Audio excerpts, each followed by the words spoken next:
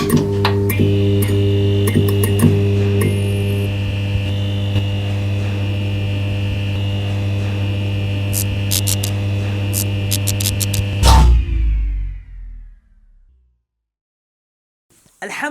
wa salatu wa salamu ala rasulillah amma ba'd. Assalamu alaikum wa rahmatullahi wa barakatuh. Brothers and sisters, I want to talk to you about a very important topic that I haven't really spoken about online publicly ever before. And that's the topic of domestic abuse and violence. And domestic abuse is violent, it's emotional, and it's mental, and it's physical as well. And it's terrible. And time again, I'm sick and tired of reading emails from sisters who are suffering from this. Feeling helpless, not really being able to do much to help and support the sister. Except for every now and again we try to provide the support that we can. But one thing that I never get to do in this situation is speak to the brothers. Is to speak to the brothers who are coming with this abuse. So right now I want to talk to you, Akhi. I want to talk to you. The one who abuses his wife. Please listen to me. Brother, do you think you're sick? And do you think you're an amazing guy? Some of you walk around with your beards and trousers above your ankles. Assalamu alaikum, mashallah, alhamdulillah, all these words you use, huh? Use these words. People think you're righteous, huh? Think you're a man of taqwa. Think you're good.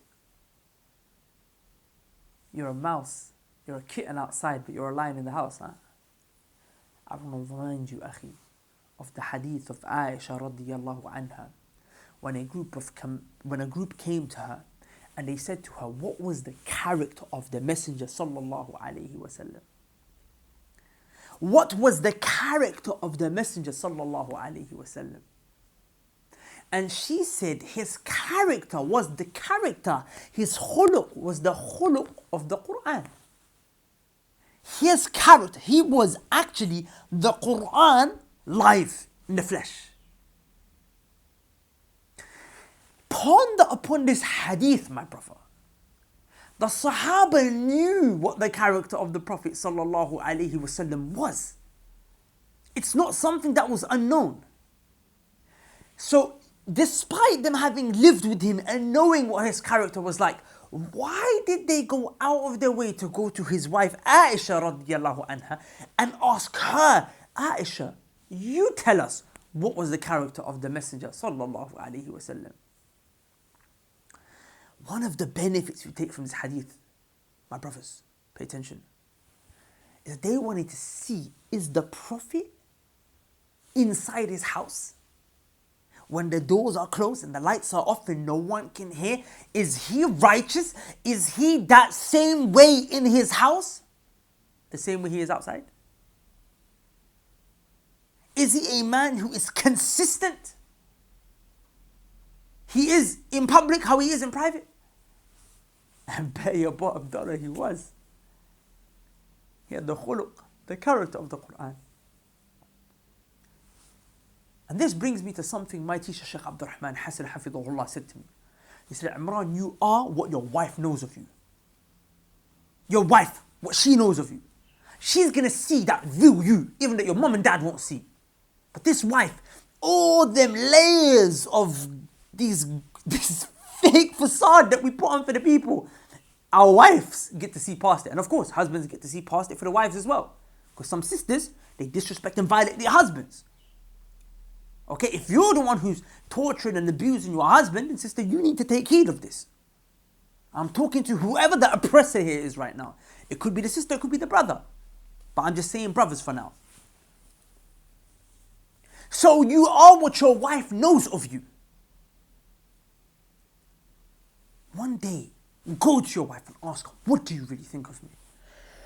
And of course it's true, based on the other hadith of the Prophet sallallahu alaihi wasallam, women are generally speaking known to, sometimes wives are known to be ungrateful and to, deny all these things and so on and so forth. But here's how you can kind of see through what she really thinks of you and what she's just saying out of ingratitude. If she says to you, you're a person who doesn't do this for me, you don't spend time, you don't give me enough money, that's kind of okay. You can kind of that's not so bad. It might be bad, of course, you need to be providing for your wife, but maybe she's being ungrateful. But if your wife says, you are rude to me, you insult me, you abuse me, you harm me, if she tells you you're doing something to her, now that's different now. That's not usually from ingratitude. That shows you that you have slipped, you're harming her. This is powerful, pay attention. It's not as bad to say, if she says, you haven't done this for me. But if she says, you have done this to me, you've oppressed me in this way, then that's a sign that you're really slipping, my brother. That's a sign that you really do something. So ask your wife, what do you think of me? What views does she hold about you? The whole community thinks you're righteous. Maybe you're giving da'wah out in the streets.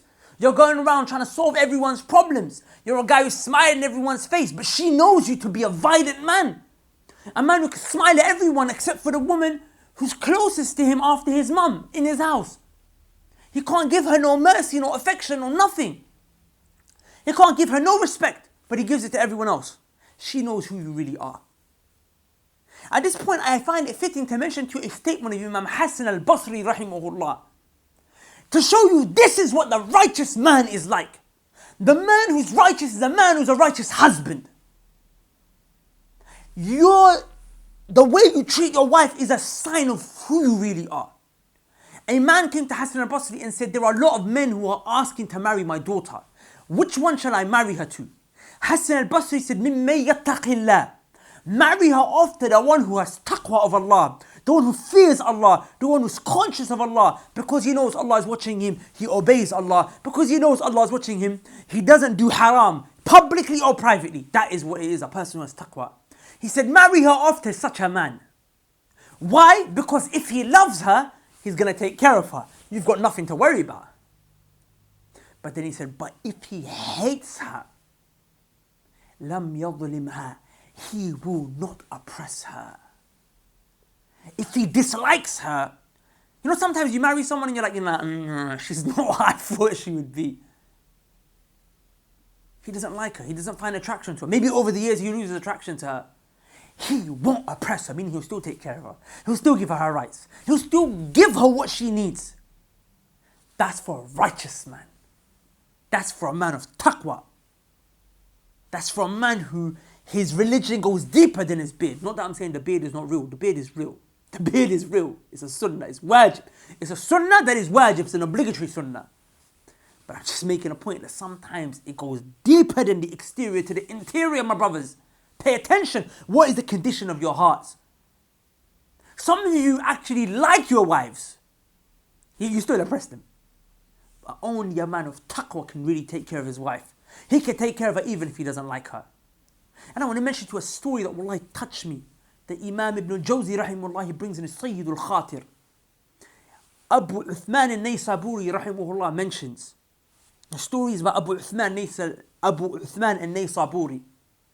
He said that when I was young, my family was trying very hard to get me married. But they were finding it hard to convince me. What convinced me, he said, was that a girl, she came to me. A woman, she came to me. And of course, that time you didn't know how they looked because the women were wearing niqab. And she said to him, I ask you, as'aluka billah, I ask you in the name of Allah, marry me, O Abu Uthman. I am infatuated by you. I have taken a liking for you. Upon hearing this, she asked him by Allah, Abu Uthman al-Naysaburi. He went to the girl's dad.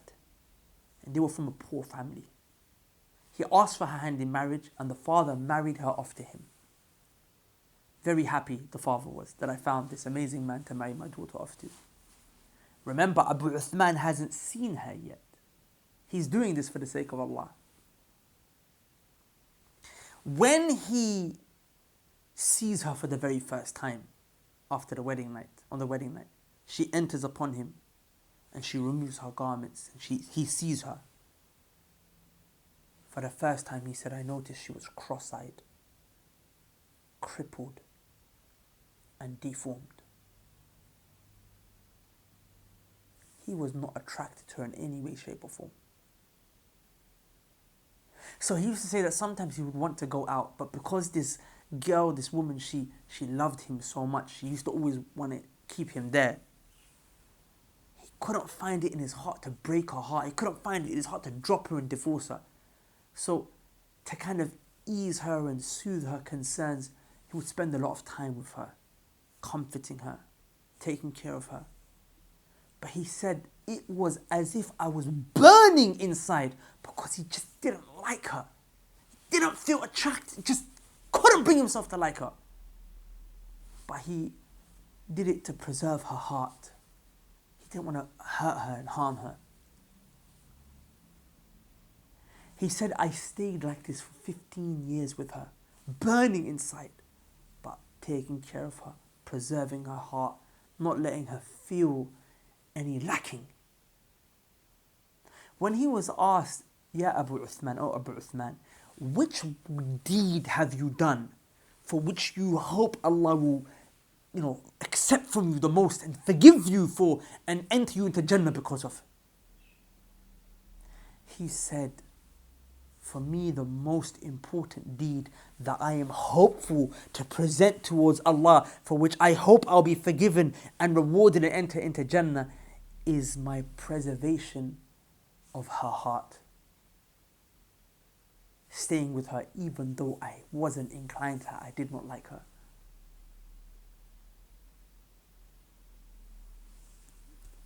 A real man is patient with his wife and seeks the reward from Allah. And a real woman is patient with her husband and seeks the reward from Allah.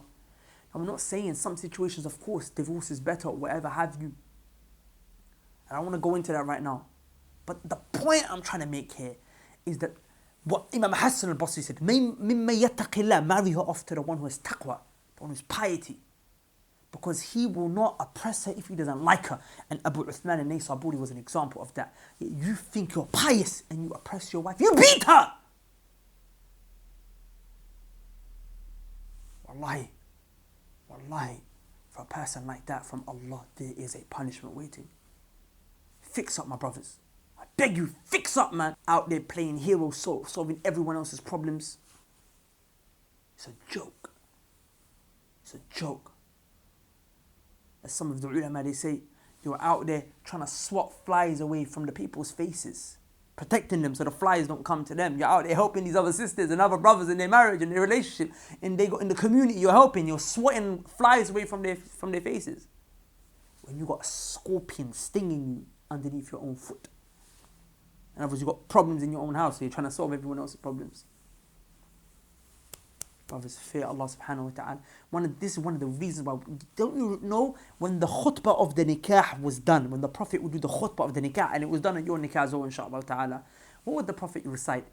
يا أيها الذين آمنوا اتقوا الله حق تقاته ولا تموتن إلا وأنتم مسلمون. O you who believe, fear Allah. Give him his right of fearing him. Why are you being told to fear Allah on a nikah? It's because you're going to take this girl home. It's just going to be you two. Doors are going to be closed. If you violate her and don't give her her rights, no one's going to know. But the one who fears Allah knows that Allah's going to know. So he will not take advantage of his situation. And the same with the sisters. Now, some sisters oppress their husbands. They don't give them their rights of intimacy or care and affection and so on and so forth. That man can't get it from anywhere else. You're the only source he can get it from. By denying him, you oppress him. But the woman who fears Allah, she knows. This is for my husband. I fear Allah in my husband. I fear Allah with regards to my husband. I don't want to oppress him. So that's just a little nasiha minni ilaykum, from me to you guys. Please take care of your wives. Treat them well. Wallahi, man, they are someone's daughter, someone's sister, man. Honestly, this is one of those things where al-jaza'u min jinsi al-amal. You will get what you did. If you treat someone's daughter good, someone's going to treat your daughter good. If you treat someone else's daughter bad, expect your daughter to get violated. This is the way Allah subhanahu wa ta'ala, He deals with the people. Al-jaza'u min jinsi al-amal. You will be given that which you did. You will suffer what you made others suffer. You'll be rewarded what you rewarded others with. If there are any sisters or any brothers who have any general advices that they might need on other topics, Naseeha Sessions is back.